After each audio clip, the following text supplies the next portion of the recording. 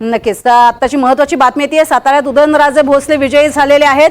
औपचारिक घोषणा करणं केवळ बाकी आहे. उदयनराजे 31,217 मतांनी विजयी झालेले आहेत.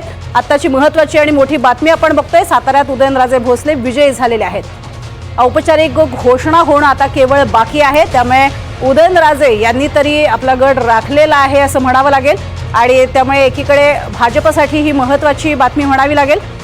केशवजी, इथे थोडीशी अटीतटीची वाटत होती ही लढत आणि गुलालही उधळून झालेला होता. एकीकडे शशिकांत शिंदे विजयी झालेत असंही वाटत होतं, मात्र आता आकडेवारी मात्र बरंच काही बोलून जाणारी आहे.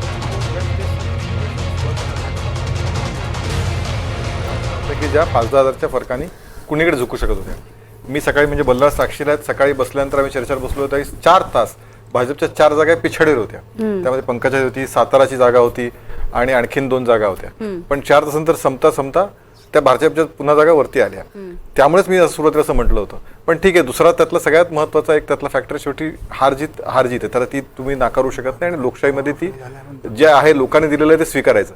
मला एक मुद्दा महत्त्वाचा मांडायचा आहे की या निमित्ताने आता काँग्रेसचे बरेच लोक येत आहेत आणि त्या लोकांचं समोर हे ते म्हणत नाही आहेत की आज ईव्हीएम बद्दल कोणी काही बोलायला तयार नाही.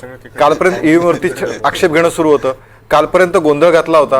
आम्ही प्रत्येक ह्याला आक्षेप घेणार, 17C फॉर्म वगैरे वगैरे सगळ्या अशा गोष्टी सुरू होत्या. आता त्याचं कुणीच बोलायला तयार नाही. काल काय म्हणे, गृहमंत्र्यांनी 150 कलेक्टरना फोन केले, अशा प्रकारचं केलं गेलं.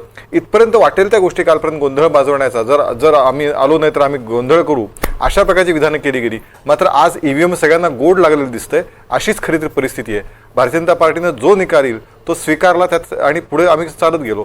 त्यामुळे आज जरी असं चित्रित असलं तर एकतर पहिली गोष्ट महायुतीनं नाकारलं असं जे आता मग सगळ्या विरोधकांच्या ह्याच्यात नाही येते तशी वस्तुस्थिती नाही. मतांच्या आकड्यावर ते सांगत नाही, पहिला मुद्दा. आणि आज जो निकाल येईल तो आपण स्वीकारूया. अगदी